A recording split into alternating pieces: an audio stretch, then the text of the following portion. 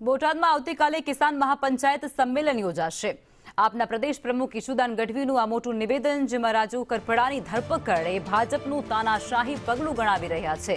ભાજપ નેતાઓના તમામ માર્કેટ યાર્ડમાં કૌભાંડ ચાલતું હોવાનો આક્ષેપ પણ ઈશુદાન ગઢવી દ્વારા થઈ રહ્યો છે। ખેડૂતોને રોકવા માટે પોલીસે હજારોના મેમા ફટકાર્યા છે।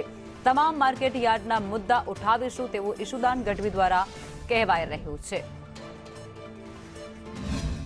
माननीय डीजीपी श्री केम रोड़ी रहा है खबर पड़ी। एमने मात्र भाजपनी चापलूसी करवी छे, दलाली करवी छे।